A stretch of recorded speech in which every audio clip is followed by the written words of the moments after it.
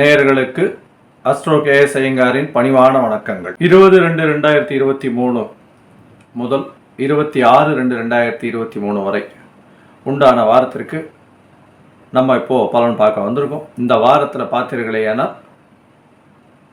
மாத கிரகங்கள் அப்படின்னு சொல்லக்கூடிய சூரிய பகவான், சுக்கிர பகவான், செவ்வாய் பகவான் மற்றும் புத பகவான் எப்படி இருக்கார், இதை தவிர சந்திர பகவான், அதிவேகமாக செல்லக்கூடிய சந்திர பகவான் எப்படி இருக்கார் அப்படின்றத பார்ப்போம்.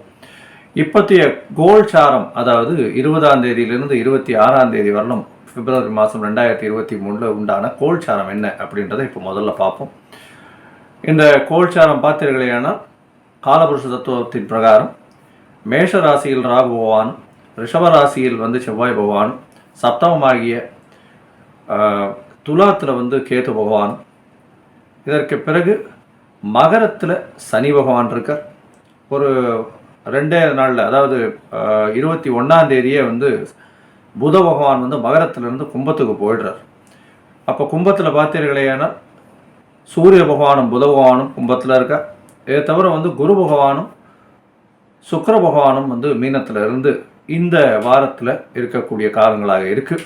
இந்த வாரத்தில் பார்த்தீர்களேனா அதிவேகமாக செல்லக்கூடிய கிரகம் அப்படின்னு சொல்லக்கூடிய சந்திர பகவான் அவிட்டம் 3ஆம் பாதம், அதாவது கும்பராசியிலிருந்து அவர் கிருத்திகை 3ஆம் பாதம் வரலும் போகிறார், அதாவது ரிஷபராசி வரலும் போகிறார். இந்த காலகட்டத்தில் எந்தெந்த ராசிகளுக்கு என்னென்ன பலன்கள் வருது அப்படின்றத பார்ப்போம். சந்திராஷ்டமம் எந்தெந்த ராசிகளுக்கு இருக்குது, இந்த சந்திராஷ்டமத்தினால் என்னென்ன கஷ்டங்கள் வரும், என்னென்ன எப்படி அதை எதிர்கொள்ளணும் அப்படின்றதையும் பார்ப்போம். இதை தவிர பார்த்தீர்களேனா இந்த வாரம் இந்த 20ஆம் தேதி அமாவாசை. இந்த அமாவாசை, பௌர்ணமி, இதை பற்றி நிறைய விஷயங்கள் சொல்லியிருக்கோம். இருந்தாலும் இந்த மாசி மாதத்தில் வரக்கூடிய அமாவாசை அப்படின்றது ஒரு பெரிய முக்கியத்துவம் வாய்ந்தது. என்ன அப்படின்னா, ஏற்கனவே உங்களுக்கு போன வாரம் சொல்லியிருப்போம். அதாவது மகா சிவராத்திரியிலிருந்து 13 நாட்கள், அதாவது மேல்மலையனூரில் ஒரு மிகப்பெரிய விசேஷமாக கொண்டாடப்படும் மயான கொள்ளை அப்படின்றது 19ஆம் தேதி ராத்திரி வரும். அதாவது 20ஆம் தேதி அமாவாசைன்னா 20ஆம் தேதிக்கு முதல் நாள் ராத்திரி வரும். 13ஆம் தேதி திரையோதசி, அதாவது பிரதோஷம் அப்படின்னு சொல்லி வணங்கக்கூடிய நாளாக இருக்கும். இந்த பிரதோஷத்தில், அதாவது சிவராத்திரின்னு சொல்லுவாங்க, இந்த பிரதோஷத்திற்கு அடுத்த நாள் ராத்திரி அதாவது சதுர்தசி வரும். இந்த சதுர்தசி மயான கொள்ளை அப்படின்றத சொல்லுவாங்க. இப்போ மயான கொள்ளை அப்படின்றது இந்த மலையனூரில் ரொம்ப விசேஷமான ஒரு விஷயம். அதாவது விழுப்புரம் மாவட்டத்தில் ஒரு 20 கிலோமீட்டரில் இருக்கக்கூடிய இடத்துல இருக்குது. என்ன அப்படின்னா சிவபெருமானுக்கு பிரம்மாவினுடைய 5வது தலையை துண்டித்ததன் மூலியமாக அவருக்கு பிரம்மஹத்தி தோஷம் பிடிச்சது. அது கபாலமாக கையில் ஒட்டின்றது.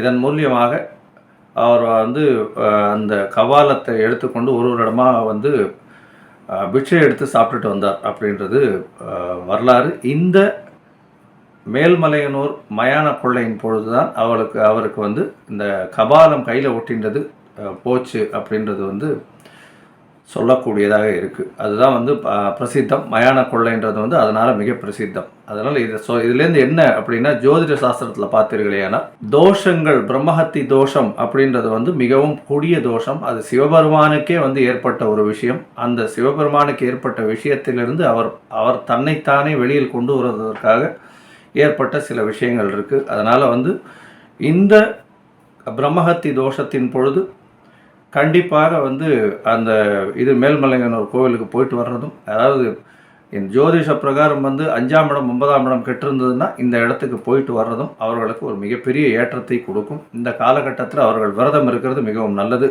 நார்மலாகவே பார்த்தீர்களேனால் இந்த மேல்மலையனூர் இதுக்கு டிவோட்டீஸ்லாம் பார்த்தீங்களேனால் அந்த சிவராத்திரியிலிருந்து 13 நாட்கள் அவங்க விரதம் இருப்பாங்க. அதாவது காப்பு கட்டுறது எல்லா விஷயத்துக்கும் அவங்க விரதம் இருந்து அவங்க இது பண்ணுவாங்க.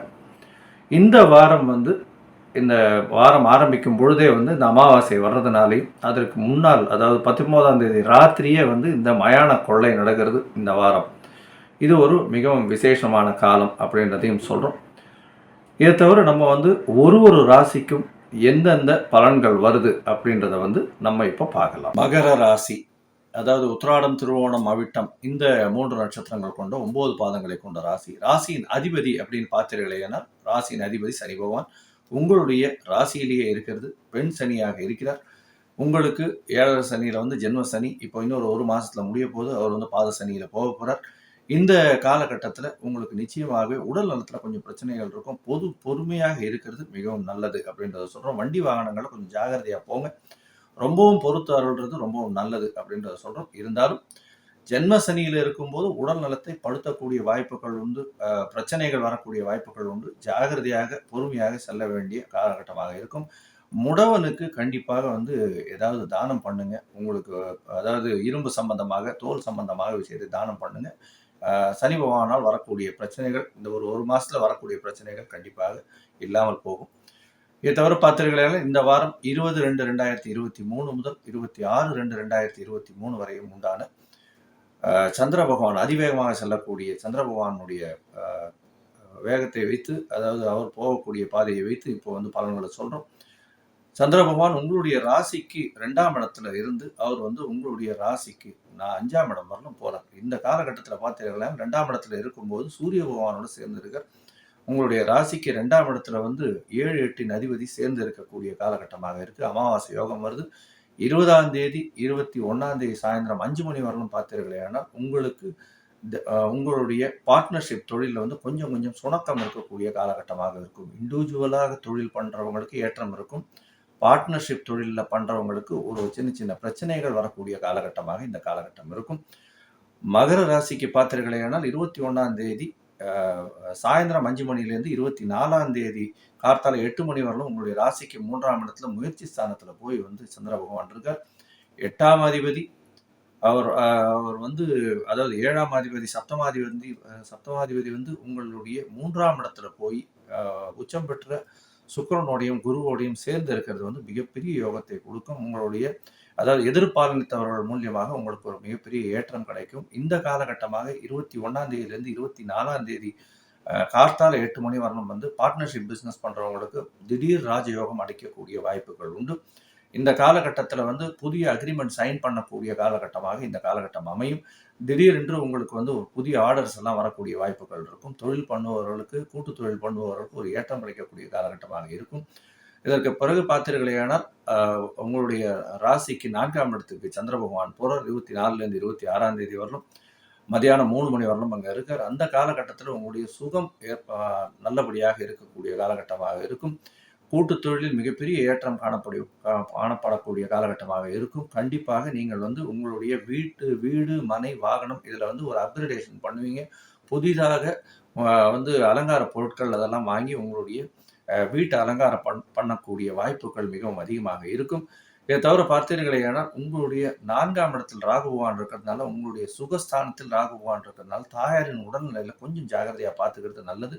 ஏன்னா தாய் காரகன்னு சொல்லக்கூடிய சந்திர பகவான், 4ஆம் இடத்தை தாய் ஸ்தானம்னு சொல்லக்கூடியது, இந்த ரெண்டும் சேர்ந்து இருக்கிறதுனாலையும் ராகு பகவான் இருக்கிறதுனாலையும் கண்டிப்பாக வந்து தாயினுடைய உடல்நிலையில் கொஞ்சம் கவனமாக இருக்கிறது மிகவும் நல்லது. படிக்கும் குழந்தைகளுக்கு ஏற்றமான வாரமாக இருக்கும். ஏன்னா எல்லா போட்டித் தேர்வுலையும் நிச்சயமாக வெற்றி பெறுவாங்க. ஏன்னா புத பகவான் வந்து உங்களுடைய ராசிக்கு 2ஆம் இடத்துல போய் சூரிய பகவானோட சம்மந்தப்பட்டு இருக்கிறது வந்து ஒரு பெரிய ஏற்றத்தை கொடுக்கக்கூடிய காலகட்டமாக இருக்கும். அதுவும் வந்து உங்களுடைய ராசிக்கு 7ஆம் இடத்தினுடைய அதிபதியோடு சேர்ந்து அவர் வந்து 7ஆம் அதிபதியோடு சேர்ந்து இருக்கிறதுனாலையும் அது ஒரு மிகப்பெரிய ஏற்றத்தை கொடுக்கக்கூடிய காலகட்டமாக இருக்கும். இதை தவிர பார்த்தீர்களேனால் சீனியர் சிட்டிசன்ஸுக்கு உடல்நிலையில் கொஞ்சம் இம்ப்ரூவ்மெண்ட் இருக்கும். ஆனாலும் சனி பகவான் மாறுறவர்களும் உடல்நிலையில் கொஞ்சம் வந்து செட்பேக்ஸ் இருக்கக்கூடிய காலகட்டமாக இருக்கும். நீங்கள் கண்டிப்பாக சனி பகவானுக்கு உண்டான எள் தீபத்தை ஏற்றிட்டு வர்றது கண்டிப்பாக ஒரு ஏற்றத்தை உங்களுக்கும் மாற்றத்தை உங்களுக்கு கண்டிப்பாக கொடுக்கும். ஆஞ்சநேயர் கோவிலுக்கும் போயிட்டு வாங்க, பிள்ளையார் கோவிலுக்கும் போயிட்டு வாங்க. இந்த வாரத்தில் கண்டிப்பாக ஒரு மிகப்பெரிய ஏற்றம் உங்களுக்கு வரும். மொத்தத்தில் இந்த மகர ராசிக்காரர்களுக்கு ஒரு சுமாரான வாரமாக இந்த 22லிருந்து 26 வரலும் இருக்கும். ஸ்ரீ குபேரன் டிவியை பார்த்தமைக்கு நன்றிகள். மேலும் இது போன்ற தகவல்களை தெரிந்து கொள்ள ஸ்ரீ குபேரன் டிவியை சப்ஸ்கிரைப் செய்யுங்கள். மறக்காமல் பெல் ஐக்கானை கிளிக் செய்யுங்கள்.